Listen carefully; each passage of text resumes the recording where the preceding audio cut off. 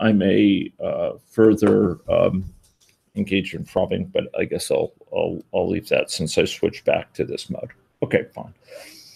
So could anyone verify connectivity with Google Live Play there, or with YouTube, rather? Do you see that? Okay, I hear that. Great. Okay, so we're going to switch over. So today's lecture is going to involve some substantial configuration, and this configuration will be done in the most sort of basic way possible. In future sessions, we may finesse it so we can do it in a more elegant way. I was up till about midnight last night getting this basic configuration in place because of changes in Spark, which required us to modify how exactly things are done. It came to my attention that another member of my lab, Winchell, was up till 3:30 for sort of further refining my solution and extending it and making it rather more impressive and powerful. But we will leave Winchell's solution until Thursday, I think. So he devised a way to set up separate interpreters inside of Zeppelin to handle a lot of the data access tasks, and confirmed a suspicion I had about how I could hide and obscure my password that we're not going to have time to put into place today. So I'm going to rely today on some basic configuration and basic mechanisms for shielding my password from internet users. Okay, so I'm going to ask for you to excuse me while I pause the video, etc. Okay, so you should be on there now. You should be able to see my screen in a way that we can't here. I realize there's a delay. Okay, so what we're going to do is I'm going to switch over to our Cassandra, to our Zeppelin session. And I'd like for all of you to call up a session and create a notebook for it, okay? And within this notebook, we're going to be undertaking some common tasks in use with a NoSQL database, Cassandra. But before that, we need to set things up so that Spark speaks to Cassandra. Now, the way in which we do this is different this year than the last time I taught this course. And it's different for two reasons. Number one is Spark technology has advanced quite quickly during that time, and how you do things in Spark is now a little bit different. But equally important, and actually more germane yet to sort of the details of the next few minutes, is going to be the fact that we are running this code in Zeppelin, and more significant yet, in a Dockerized version of Zeppelin, where Docker packages up Zeppelin with a set of other technologies and interpreters. And in fact, if you, in Zeppelin, in this new notebook, if you were to go up here to this little settings thing in the upper right, and you were to open that, what you'd see is that this version of Zeppelin is packaged with a set of technologies which are compatible with Spark and Spark and Zeppelin. Many of them work with Spark, but all of these present what are called interpreters for Zeppelin. Zeppelin knows how to deal with different underlying systems for executing tasks. So if you want to work in Python, or you want to work with SQL for PostgreSQL, or you want to work in a shell, you want to work with the Angular.js framework, you want to work with Cassandra or Elasticsearch, with JDBC, etc., you can do so within Cassandra. And the fact that it provides interpreters for each of these means that you can have a notebook which will say, allow you to issue Postgres SQL code, another one that allows you to fob Python code, and yet another that's focused on Cassandra. More than that, and by default, the Spark one, Spark. More than that, it turns out even within a notebook, you're going to be able to mix and match different interpreters for different tasks. And we're going to take advantage of this in further sessions as we refine our understanding of how the basic mechanisms of Spark work. We're going to use Spark to create things where we can say issue SQL queries and see graphical results, see output for visualizations. That's still coming, but you'll notice that with each of these interpreters is a little markdown indicator. You see this % sign, and basically that's going to indicate how do we indicate to the Zeppelin notebook that we want to use this language at this point for a given so-called paragraph. These are called paragraphs here. These sort of structures here are called paragraphs. And in a given paragraph, I can indicate what interpreter I want to use for that paragraph, and thereby sort of accomplish tasks, making use of metalinguistic abstraction, picking the right interpreter for the job for my particular needs. And I can have different paragraphs which use different interpreters. If someone could close the door there, so we don't trouble all the people in the lab. Okay, so you'll notice that I'm actually taking advantage of this with percent dep here for indicating dependencies within Spark, but the general principle extends well beyond this. This indicates a particular interpreter is needed. The default interpreter, as is indicated above, and as I alluded to, is Spark. You can see it says default, right? So an important feature of today's session, and in fact of sessions beyond, many sessions beyond this, is that we're going to be mixing and matching these interpreters. And we're going to mix and match it for input, so we can type different things and sort of get different computations undertaken. We're also going to mix and match it because we're interested in output, the output being things like graphs. Okay. But I also wanted to highlight these interpreters obtainable via this little settings dialog for another reason, which is to imply that Docker here and Zeppelin are bundling together here a whole swag of different technologies. And we, in today's session, we're going to need to make use not only of Spark, but of database bindings associated with Cassandra here. Okay. So Cassandra is this NoSQL database. Now, there's a Cassandra source which is supported within this Docker, this Dockerized environment here supporting Zeppelin. So Zeppelin is bundled within Docker with a bunch of different technologies. And there's a Cassandra support for a Cassandra database there. But our needs are more sophisticated than that. We're going to be connecting today to an external Cassandra database located here on campus. Okay. If anyone is accessing this via the web, viewing this from outside the U of S, the details of what we're going to be connecting to and so on are going to be different for you, for the people outside, because we are connecting to resources that are behind the U of S firewall and for which all the people in the class have been provided with passwords, usernames and passwords. If those outside want to make use of similar databases, they can do so, but they would have to have a Cassandra configuration which is compatible with this one. Okay. Some of them may have that, but for now we're behind the firewall. Okay.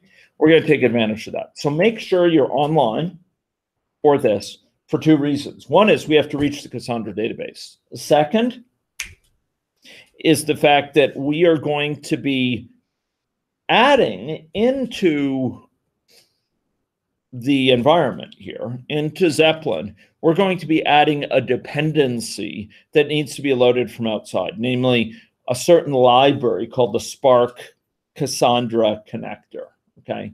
That Spark Cassandra connector, it had been my previous impression till about 11 p.m. last night that it was bundled with Spark. Sorry, bundled with Zeppelin within this. I now have the impression that it does require an external load. I was up late preparing that because how we used to do it was different when we ran Spark standalone outside of Zeppelin and so on. Okay, anyway, this is where we're going, and this is a bit of context to imply things. One other thing I just want to point out, you'll notice next to these interpreters is a little sign which indicates the ability to restart that interpreter, okay? Restarting interpreters here is something that you will sometimes want to do when they get in a weird state or when you need them to undertake certain key tasks that can only be undertaken at initialization. In this case, loading dependencies, okay? And we're going to see a message that's going to clue us in with cases where we may need to restart. So I'm just going to say save here for now to hide that. But remember, you can get to it up here.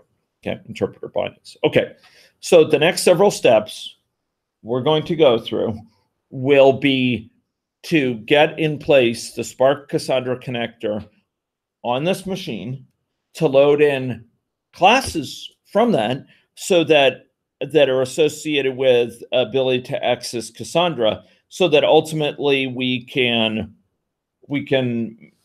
request things from Cassandra. Okay. So the first thing we're going to need to do in this first paragraph here is undertake these lines here. Okay. So we need this %dep to indicate that we're putting in place a dependency configuration. I believe it stands for dependency here. And you'll notice that I use a Z for dot reset, okay? Z reset there is being used to indicate that Zeppelin here should be reset, okay?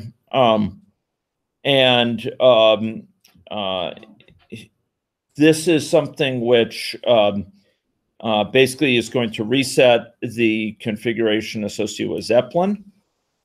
Following that, we're going to need to get in place a Cassandra connector as follows. Now, this Cassandra connector is created by an external company called DataStax.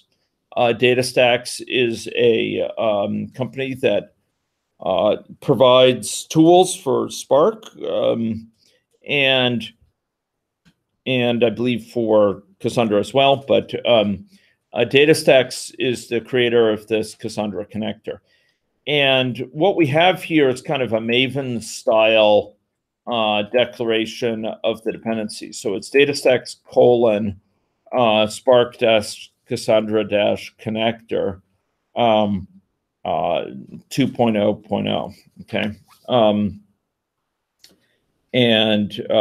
I'd like you to take a look if you can load that in. Okay.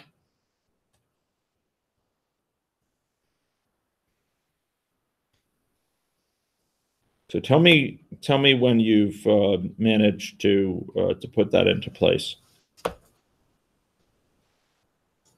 Is that working? Okay. Okay. Now, next, I'd like you to make sure at the bottom here it's indicating that the Zeppelin dependencies were bound to some sort of a new result. In other cases, you would see an error message, say if you weren't connected or if there was some other problem. Does everyone see that sort of indication after this? Yeah? Okay. Okay, so that will be an indication that essentially this has been bound. I will note that that we we'll get a warning message. If we undertake this after we've started Spark, we're going to get a warning message, which will basically say we need to restart the Spark interpreter. Okay, and that would indicate that we need to go up and go frob this thing here. Okay. We need to do restart here. So if we had previously started Spark, if we had been issuing things, it would be indicated. We'd have to restart the interpreter there and continue. Okay, next. I'd like you to go down, and we're going to want to import a class associated with the connector that's going to allow us to create a class later that will handle Cassandra needs. Okay, so why don't you go down and make sure that you can enter this. Import com.datastacks.spark.connector.underbar. Okay.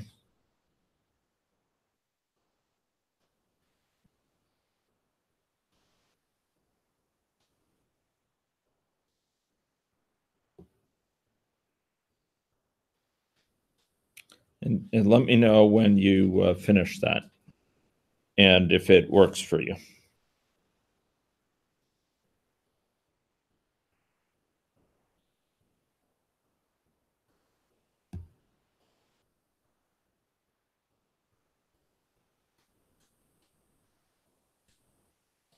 Were you able to load that in? Okay. So, I'm sorry? Okay. If you just run it twice, it should work the second time. That's in a class which teaches principles of functional programming. That's a difficult prospect to stomach, but I guess if it works, don't complain. Yeah. So not sure quite what's up there. Yeah. Okay. So the next thing we're going to want to do is we're going to have to set in place credentials associated with this to basically indicate the machine that we want to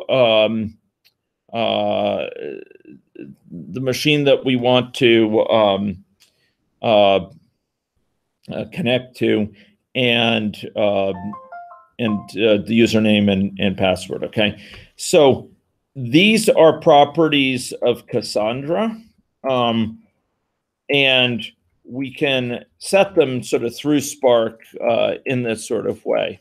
Okay.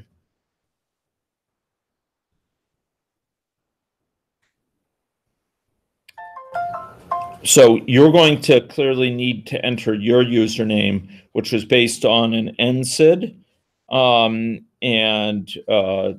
and then a password accordingly. Okay.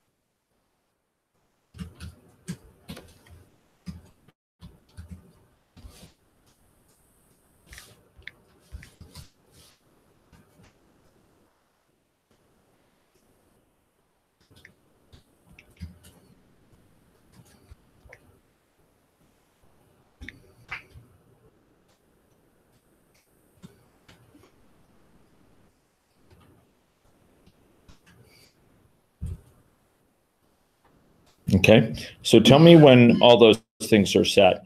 You notice that here we're using the built-in context, which binds Spark.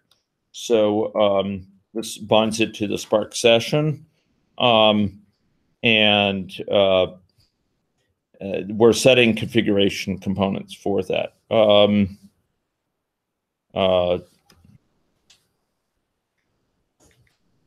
Yeah.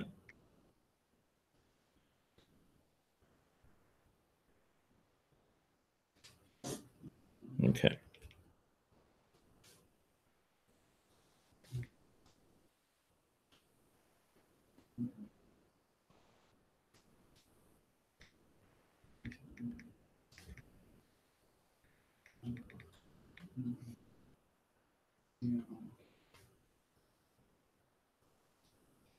Okay. So tell me when you finish that. Okay. Okay. Did that complete without errors as well? Okay. So this blend cheeky, this is going to be a machine that's hosting the Cassandra database. The username and password are for that machine. Now, beyond that, we're going to need to actually access a particular what's called key space here, okay? And the key space is going to be specific to a Cassandra database. It's going to be for a specific set of contents in Cassandra. And in order to gain access to a certain key space, we're going to need to read from the Cassandra database with certain options to tell it what key space to use and a particular table that we want to use. We're going to start to engage in some behavior with it. So I asked you as a first step to go print the schema. This schema lists the contents of different fields that are present in this table. And we're going to make use of that table plus another table, which is the survey response table, okay? So for the survey response table, we're going to similarly load in a table here, but instead of being GPS, it's going to be survey response, okay? So I'm going to call this, I was just trying to get it to work, I'm going to call that DSGPS. That's a data set. Mumble, oh, of course, because I changed my password here, okay. But this should work, DSGPS equals those things, and I just got to change my password back and it should work. And then I'd like you to create a similar one that's going to be called DS survey responses, okay? And the DS survey responses should be able to access a table called instead survey _ responses, okay? There we go, just like that. Okay, now, meanwhile, I'm going to switch to no longer show my screen here so that I can paste in my password and get all of these set. Okay, there we go. Boom. And we are going to get that. And this one, we're going to get that. And we should be all good to go. And I'm going to obscure my password again, and then I'll resume screen sharing. There we go. Okay. And now I'm going to resume screen sharing. Oops. Share. Boom. Okay. Do you folks get a proper result for that? So, oops, I should have said DS survey responses. That should be named DS survey responses. And I'm going to have to, again, stop screen sharing. Boom. And switch over to my real password, and then resume screen sharing again. obscuring that. Okay, there we go. Hey. Just a quick note. Kevin's wondering if you could drop by his office between 12, well, at 12 o'clock. He'd like to have a quick half-hour meeting beforehand. Sure. Okay. Sure. Thanks, guys. Thanks very much. Okay. So with that back, did that all work out for you? Okay. So now we have two data sets. Let's go take a look at the, okay. That was a close call. Let me just, okay, so let's go back to Cassandra here.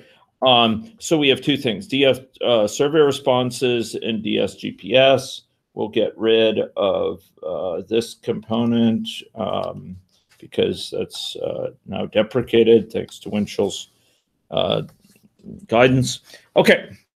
So, ladies and gentlemen, let's go check out the contents of DS survey responses. This is going to actually require some more sophistication for later sessions because some of its results, it turns out, are in JSON, okay? So we'll do DS survey responses, print schema, and, oops, print schema, and here we are, okay? And you'll notice that with the survey responses in Ethica, we have some things in common with the GPS table. We have a user ID, for example, and we have some indications of the record time and the timestamp associated with it. But there's some fields that are unique to it, just as GPS had altitude, latitude, longitude. So survey responses have some things unique to survey, such as the duration, which indicates after how long the survey was filled out, or whether it expired or whether it was canceled. And secondly, the responses. And these are responses with respect to particular questions associated with that survey. So not surprisingly, it's a map from question number to the result. But the result here, it turns out, as I recall, it's a JSON object, okay? So in other words, it's not simply a string like yes or no. It's actually a structured object which can include, for example, many responses to a given question, okay?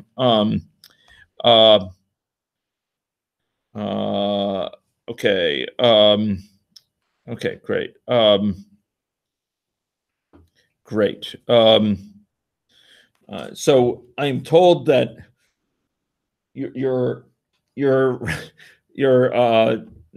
attempts to access it should from now on succeed with your original username, that the problem has been fixed by the database administrator.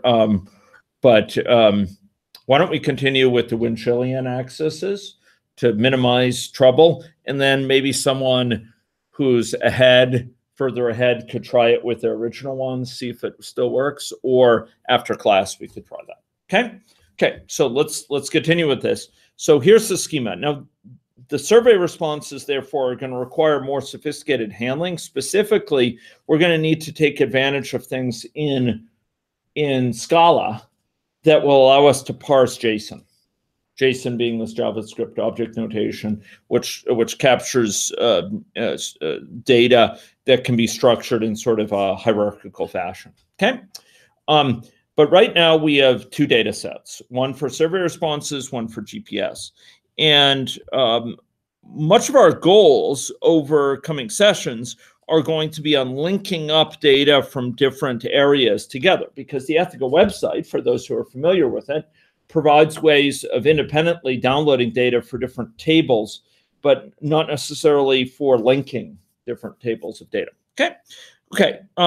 But let's do a little bit of work with these data sets in order to try exploring how they can function.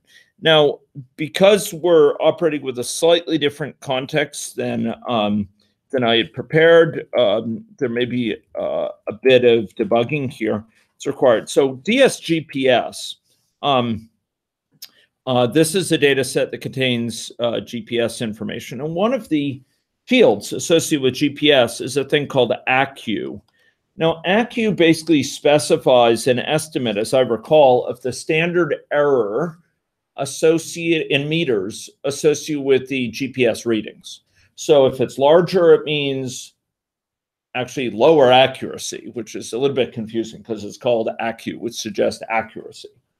But if we have 1,000, that would mean there's a standard error, there's a sort of relative uncertainty of about a kilometer about where we are compared to if ACU were, 10 meters, in which case it knows very precisely where we are within a sort of 10-meter area, okay? So it's a standard deviation associated with the estimate of our position. So I'd like to filter out those records so that we can find records that are of high accuracy. Okay, so we're going to look for records that are comparatively high accuracy, and we're going to do this, I think, in two different ways. Okay, reflecting different generations of Spark. So, in older times, if we had a data frame, we could do a filter which would refer to the column name as a column. And so if you say DSGPS and you do .2 and do autocomplete, you'll notice there's a thing called toDF, which is a data frame, okay? So I'm going to create actually something called val df. So this is df GPS. That is going to be a data frame variant of this data set. And then I could say df GPS, for example, dot filter. And I'm going to say filter by the, and I'm going to put $ and then quote ACU less than 20. Does anyone remember what this $ and the quote there meant from before, from last time? What did that mean?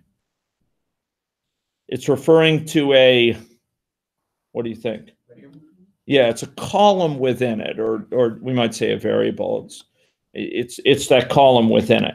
So $ this is referring to essentially all cases where the contents of that column have values less than 20, right? We're going to then say count, okay? Oops, dot count. There we go. Okay. I have a question. Yes. When I got the data, Yeah. I got already with the data frame type. Yeah. You got with the data set type. Why? Well, okay. I was considering whether to comment at all. All data sets are, in fact, let's put it this way, data frame in Spark 2.2, and I think actually it goes back to 2.0, data frames are, in fact, data sets, okay? But they are data sets without knowing the sort of type of the row, okay? And I'm guessing that it probably reflects that. So you're saying when you did this, like DS survey responses? Yeah. Right, with the table, I got it. Nate, Yeah. when you have the .cache, Oh, it the turns cache. it into a data Okay. set. Got it. Got it. Okay. So that's why this is a data set, whereas hers is a data frame. Yeah. Now, I don't know if you remember it, but last time we had looked at the differences between the two, and we actually had a data set. This is a data set of person. And for that, this actually said data set of person. This is actually here just saying it's a data set of row. So it actually doesn't have a statically defined class associated with it, okay? Now, this is a large data set we're frothing. And in fact, I think we're all hitting it together on a query that's asking for its size. And so you'll notice it's actually taking some time here. It's taking some time merely to count the number where this is true. But But what's notable is that your machine is probably working as hard as my machine is. And so a lot of that work is probably going on right locally rather than purely over at the server, as would be required for a classic database. With a classic database, a lot of work gets put on the server for things like joins, for things like complex queries. The server is really loaded down, and that can be a bottleneck in high performance operations. So with Spark, a lot of that is loaded more locally in a way that can allow for work to be done across many machines, for example. Okay.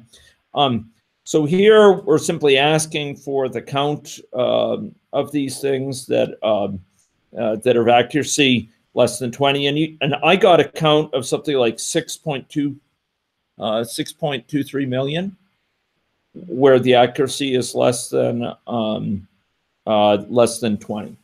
It's greater accuracy. Sorry, so we say accuracy less.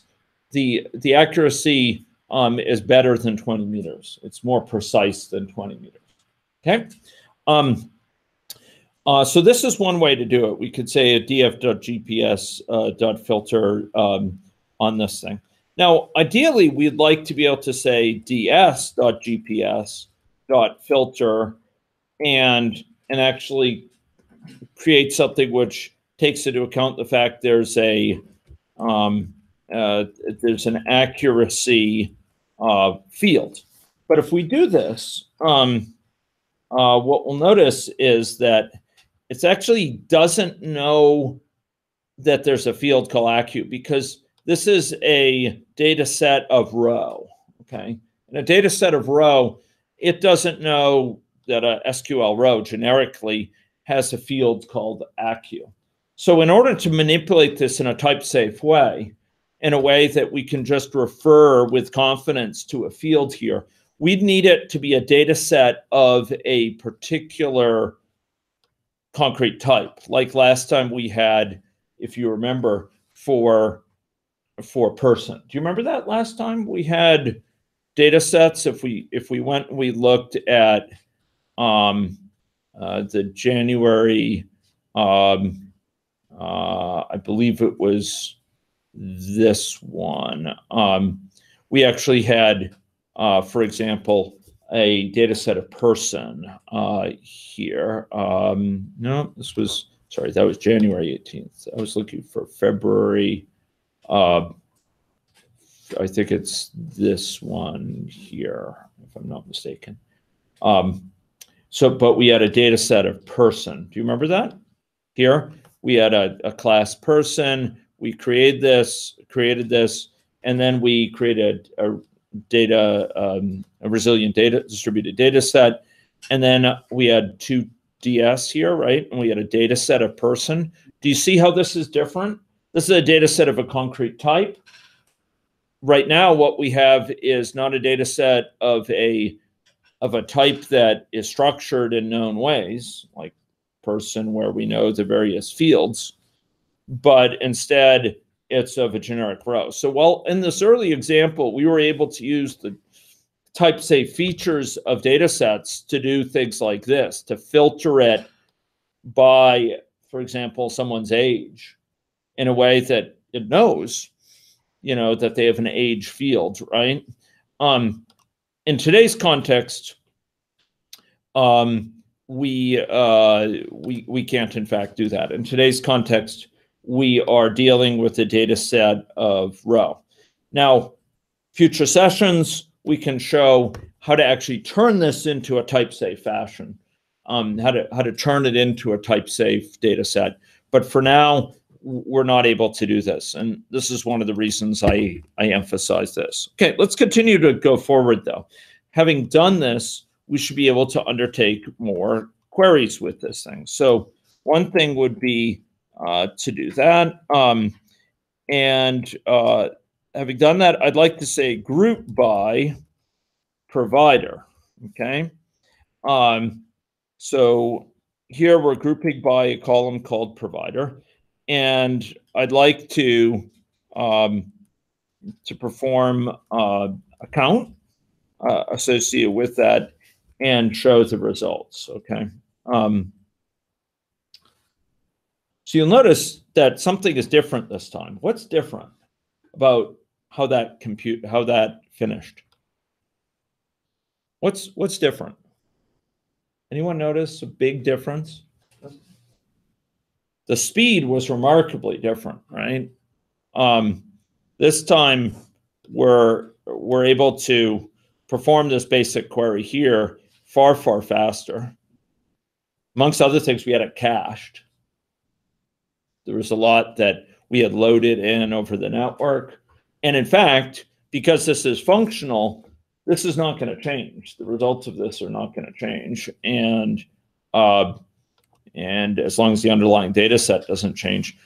Here we're grouping by the provider. This is saying for the different providers, here's GPS in general, and distinguishing, sorry, this is GPS, and I think it's distinguishing that from network cases. I'd have to look at what passive is in terms of this, but you'll notice that that here we have it broken down into different particular providers, okay? And you'll notice that this count is counting the number for each of the groups. So these providers provide different options here for each. We're counting them, and then we're showing the results, okay? So this gives us a sense of the size of that, how the total size, the total number that fill within this high accuracy criteria, how they're broken down by the nature of the source. Okay, let's do some work here further though, by the survey. Okay, so we're going to say DS. Actually, I'd like to just make a point here.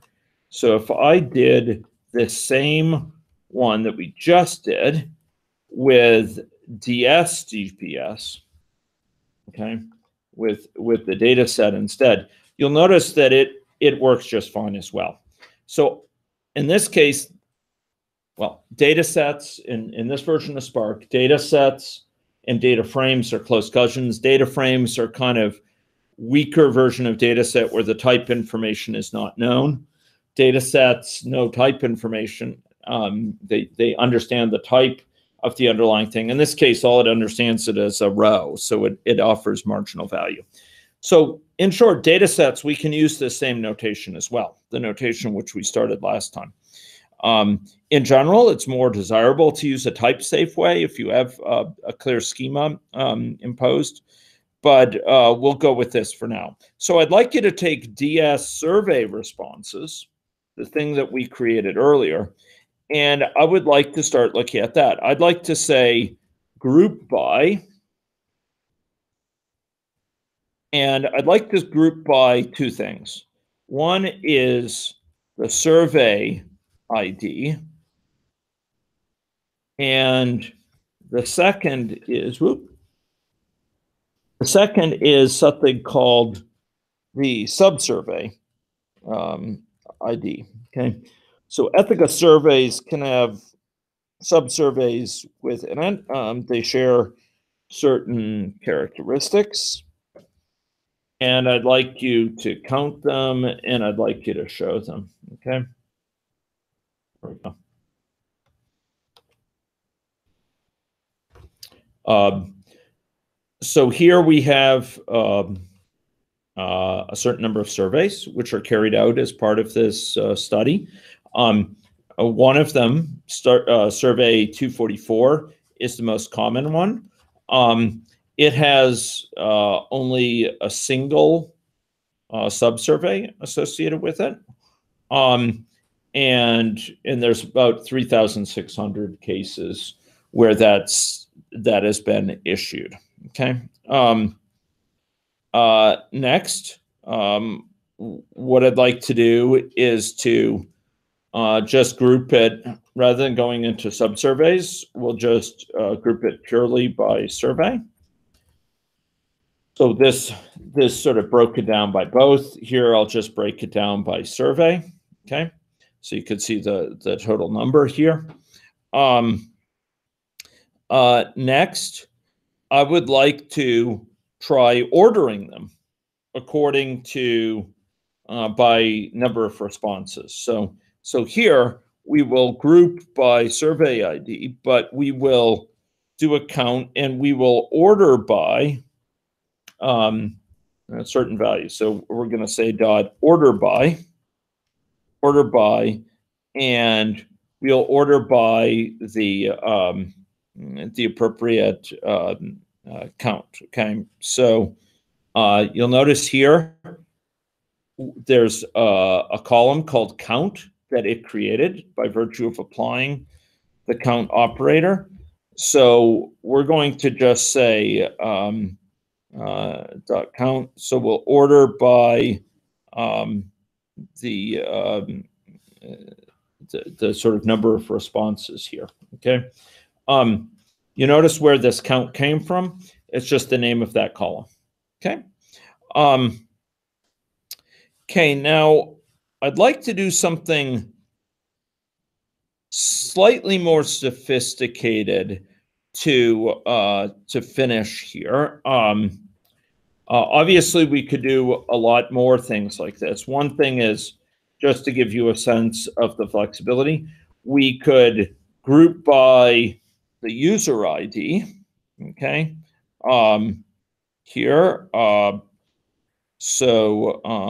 Here we're going to do it by user ID, and we will put in place the count. That's completely comparable, right? So with different user IDs, there's different numbers of surveys that have been issued to that person. So these are the counts of surveys associated with different individuals. And I'd like now to do a further breakdown. I'd like to restrict ourselves to a certain survey where there's a lot of answers. Let's say survey 242 here, where we have thousands of answers. And I'm going to say DS survey responses. And actually, we can copy from, well, here, we'll just type it, DS survey responses, okay, dot filter. We're going to filter it by the survey ID. We only want survey IDs for that survey, 242. So we're going to say survey ID triple equals 242. Triple equals is kind of the column operator for equality. Because remember, survey ID is a column here. Okay, now somehow this didn't, oh, I see. Yeah, I'm missing a quote there. Oh, okay, triple equals.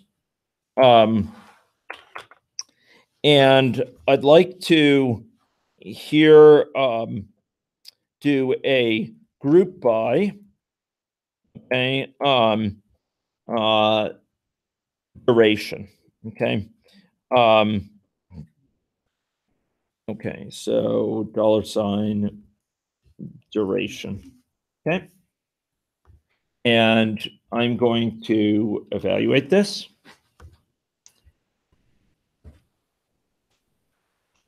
Okay. Oh, sorry. I should have done group by, and I should have done count.show.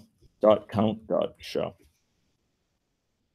So we're going to be grouping according to the durations, for how long they were issued. Okay. And this actually shows for different surveys. Surveys were extant of this type were extant for different amounts of time. So for survey 242, most were expired. There were some that were answered after a certain duration. You see that?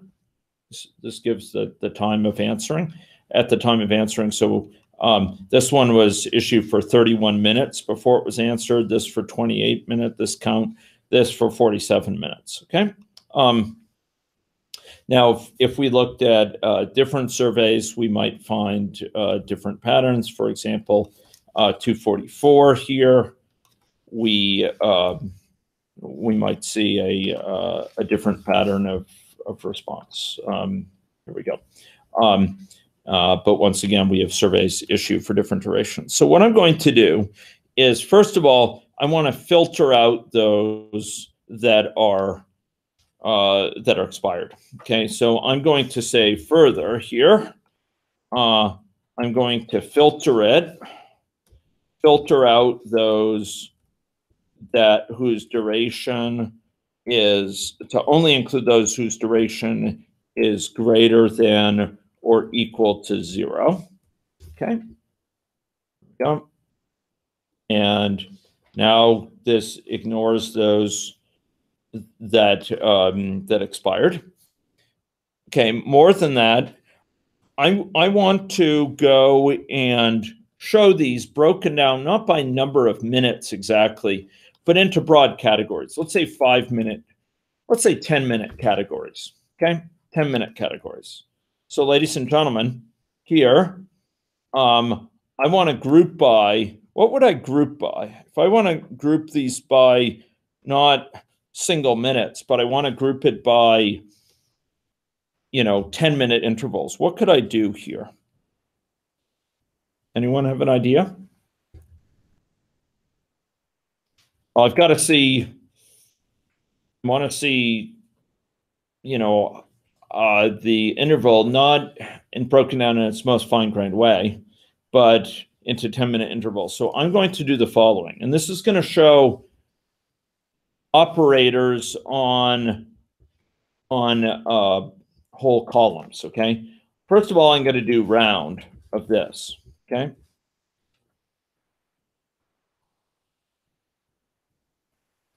And I'm going to say, I'm going to issue this.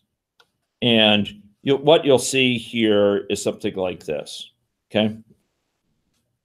Anyone want to hazard a guess? Why does it say 1 or 4 here or 3?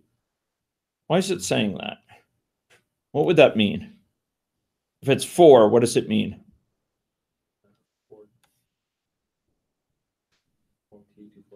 Yeah. That's right. I mean, I'd have to check the definition of, like, if I say round of 10.7, okay, yeah, it's got to operate in columns. So it's not going to be able to tell me, but I believe it's 40 through 49 here. Okay, so it's kind of a floor here, I think. So one way to, if we want to make it more intuitive, we could do 10 times this, right? Mumble. Oh, we have to do it. No wonder. We have to do it like this. Okay. So these would be things which fell in 50 to 59 minutes, through the end. Here's 60. Here's 10. Do you see that? Okay. Now, there's a couple things to note here, and I'll be finishing up here in after one more point. These operations that are taking place here, these are not your standard operations that you may be thinking about them. For example, did you notice when I did 10 times this, it caused an error? Did you notice that? It's saying overloaded with these alternatives, but it can't be applied to a column. I actually had to put it at the end. What's going on here? This expression, what is this expression operating in terms of? It's like, is duration divided by 10, are those values directly? What are those? What is $, quote, duration? That's a column. It's a column. So $, duration divided by 10 is an operation. It's a formula on columns. Round of that is a formula on columns. That whole thing times 10 is a formula given columns. Okay. So what's going on here is that these operations that are normally applied at the level of individual elements have been lifted to the column domain. Okay. So they normally apply to the contents of columns, like you divide the content of the duration column by 5, right? Round it down and multiply it by 10. Here, we're taking that same basic formula and we're applying it on the whole column. Do you see that? And this can summarize accordingly. But you'll notice it's a little bit messy. We'll get to dealing with this, but it's given this name for this column, which is kind of inconvenient, shall we say. If we want to say order by this, it turns out that we would need to write something really ugly like this. Okay, we need to do order by. Oops, sorry, I mumble. This is what I meant to do. Dot order by this. And now it orders by that. What is this whole horrible thing? Where'd that come from? Where did I pull that out of? It's the name of the column. So I'm saying order by this name, but it's I think it's fair to say, I know that there's generational differences in naming things and so on, but I think it's fair to say, even in your generation, wouldn't that be a horrible column name? Isn't that horrible? Okay, well, hearing no protest, I'll assume you agree. Okay, so I'm going to show you the final thing here, which is we can do better than this by defining what's called a UDF, a user-defined function, okay? And a user-defined function is going to be this explicit way of lifting a formula, a function, which would normally operate on values, to the column domain. So we have a function which, given any value, will return a value. And we're going to, by creating a user-defined function, we're going to turn that into something that operates on columns and returns columns. So we're lifting it from operating on the contents of columns to operating on the column as a whole. So this is how you do it. And we'll apply it, and then we'll get out of here. Okay. Though hopefully someone could tell me if your usernames and passwords now work for it. They are. Awesome. Awesome. Okay. This is the first class and hopefully the last in my life where I have to have live chats with two people. Okay. Okay. So we're going to say,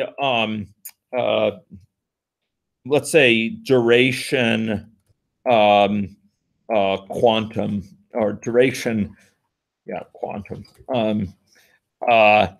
equals, and I'll say UDF of, I've got to be sure, do I have to import something? So this is going to take in a duration, which is going to be an integer, and it's going to return the duration divided by 10 times 10, okay? So it's going to return duration divided by 10 and times 10, okay? I'll just for clarity here, I'll put it like that. Now, in the older version of Spark, we had to import this, I think, but no, here we don't. So this is a user-defined function. Do you see that? So what does this function do? This anonymous function. It takes in a duration, and what does it return? If I had, val,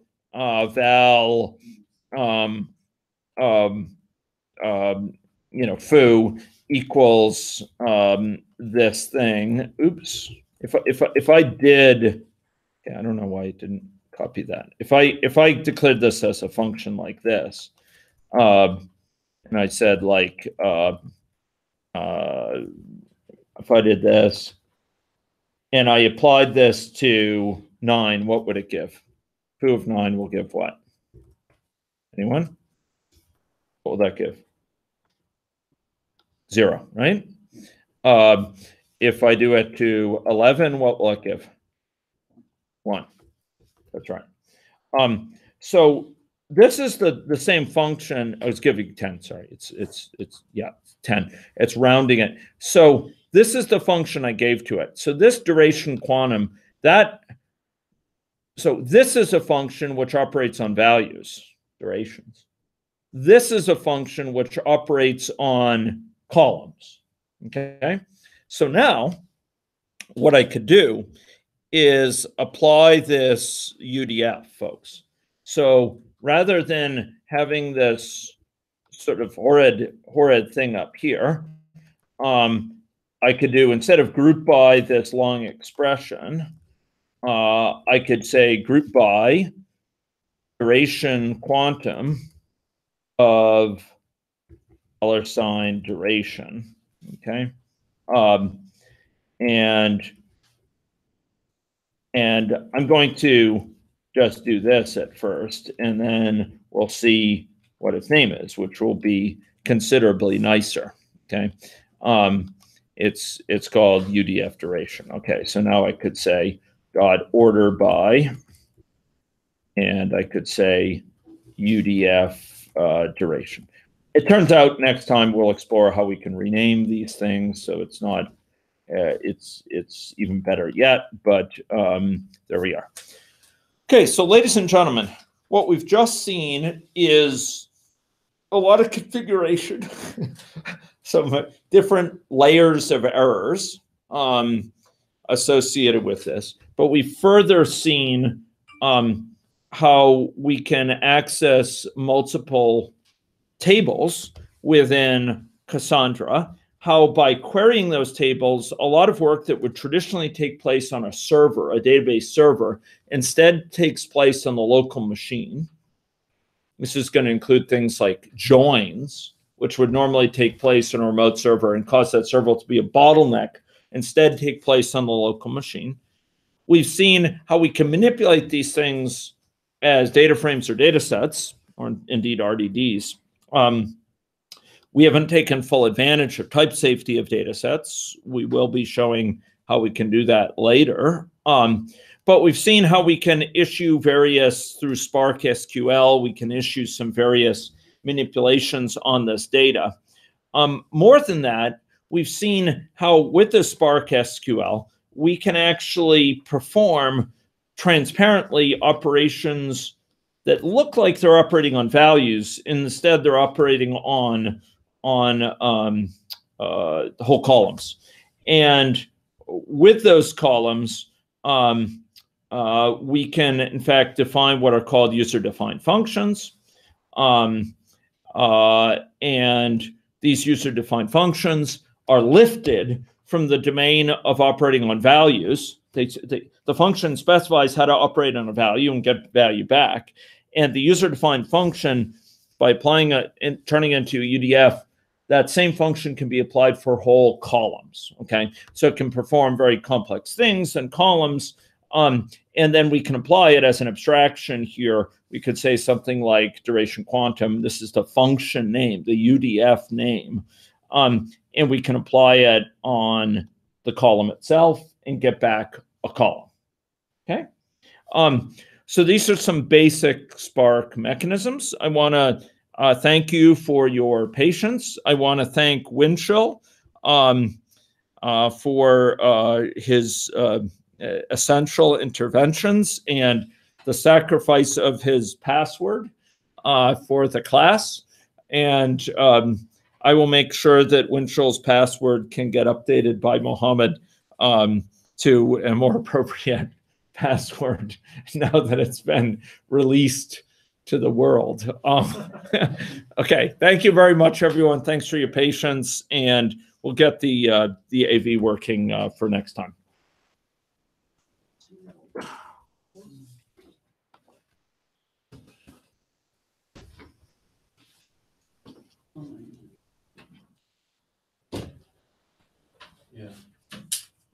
Okay, let me see if I could figure out this AV issue. Yeah, but I mean, for your number, you have the same everything. This is just supposed to replace this function. But your values. Yeah, I use Survey ID 240.